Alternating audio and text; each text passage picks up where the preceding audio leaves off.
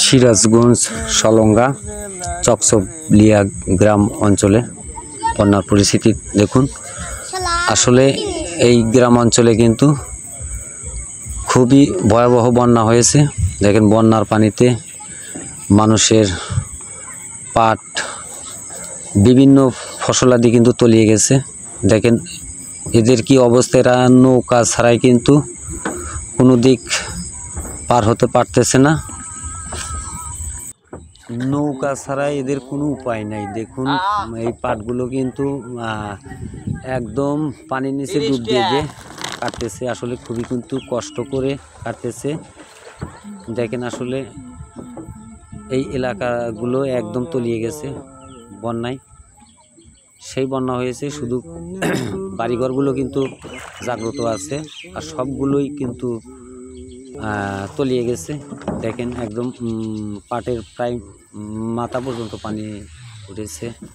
গাছগাছালিগুলো সবই কিন্তু বন্যার পানিতে ভাসছে। আসলে এই গ্রাম অঞ্চলটা একদম দোপা গ্রাম অঞ্চল। অল্প পানিতেও কিন্তু এই গ্রাম অঞ্চলে কিন্তু ভালো বন্যা হয়ে যায়। এই যে দেখেন আসলে কিন্তু অনেক পানি হয়েছে। আমরা সেই গ্রাম অঞ্চলে আজকে মৌচাক কাটার উদ্দেশ্যে এসেছি।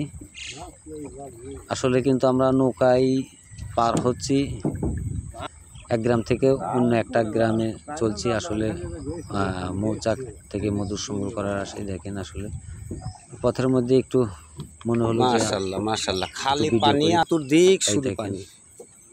কি সুন্দর এই যে দেখেন আসলে গ্রাম অঞ্চলে একদম বন্যা হয়ে গেছে। এই কিন্তু একটু একদম তলিয়ে গেছে, শুধু দেখার মতো জাগ্রত আছে, তাছাড়া সব কিছু কিন্তু আসলে কিন্তু এই গ্রাম অঞ্চলের বন্যার পানিগুলো কিন্তু অতি সহজে কিন্তু নেমে যায়। পানি আর পানি, খুব একটা বেশি দিন কিন্তু এই পানিগুলো